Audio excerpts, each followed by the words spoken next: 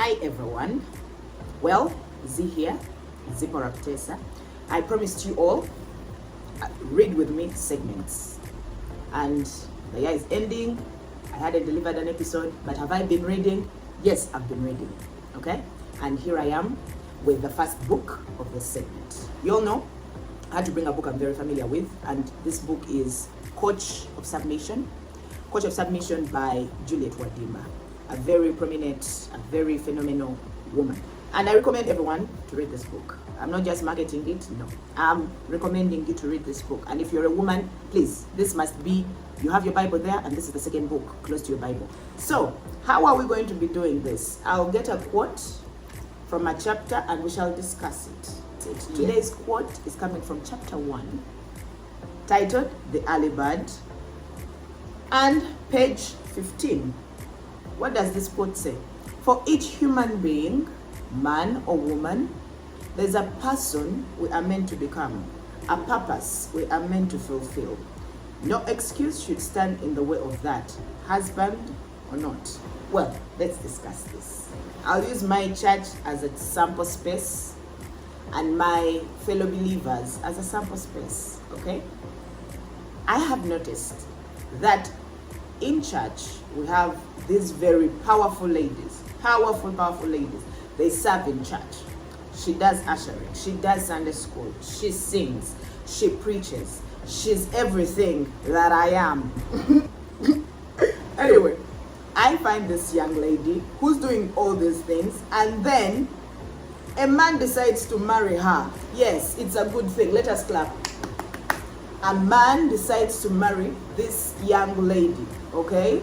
She's been a prominent or a phenomenal or a powerful minister in the church, a servant of the Lord, powerful and well-deserving. So she finds this husband, or the husband finds her, marries her. And I do not understand how everything just dies like that. She has kids now, she has a husband now, and then all of a sudden, she can do no thinking for herself. She can serve nothing whatsoever. She no longer sings in church. All of a sudden, I don't know, her voice dies, I don't get it. She cannot be an usher anymore. She's too big for any kind of ministry in that church. Now, we are using church as an example because I spend so much time in church. And I love that place. Now, I would like us to understand that when we get married with the women, our purpose does not die once we have gotten married. Repeat after me. My purpose does not die after I have gotten married. Yes, that's it. Now, you need to understand that you still have a purpose. There's something God has called you for. There's a reason you were created. And it is not just to give birth to kids or be married. Because, I mean, the people who are not married would have no purpose. Then God wouldn't have created the people who do not get married. Get? So, being married and having children is not your purpose in this world. That is not the purpose God created you for. There are things you have to do. Visions you have to fulfill. Dreams you have to see come to pass. Things you have to pursue and make sure they come to life, because that's your purpose on this earth. And those are things you must do, you must fulfill as a child of God, as someone that has been created by God on this earth. Now the problem is, when we get married, women tend to think that's their purpose now. That having kids, being married to that man is your purpose. It may be part of it to help his vision, but that's not all of it. You need to do the things you have dreamt and wanted to do in your life. Those things that you feel speak to you on a daily. Those that come back to you all the time. Every time you wake up in the morning, that thing is like, I must be a doctor, or I must be a vision bearer for a charity. I don't know. Those things that minister to your mind every day, that keep coming back to you. Those things are things God has put upon your heart, and He wants you to fulfill them, to do them before you leave this earth. We are going to die at some point, each one of us, and then we shall meet the Father. And then we'll have to account for all the things He said we must do, things He has put within us that we must do. And we'll have to account for those things. And then what are you going to tell God? God, I got married and that was it. God, I had children and that was it. Oh, that's going to be a very sad moment for you. Well, I don't want this to turn into a sermon. I was discussing the quote we had from this book.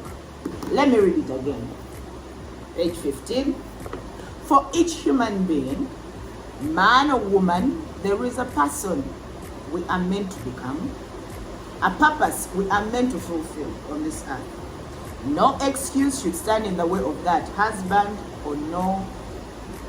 We are meant to fulfill the purpose that God has given us, each one of us. Each one of us, we have a purpose in this world that God has given us.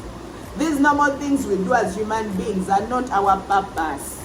I wake up in the morning and shower and bathe and clean our home. That's not my purpose. That's not my purpose.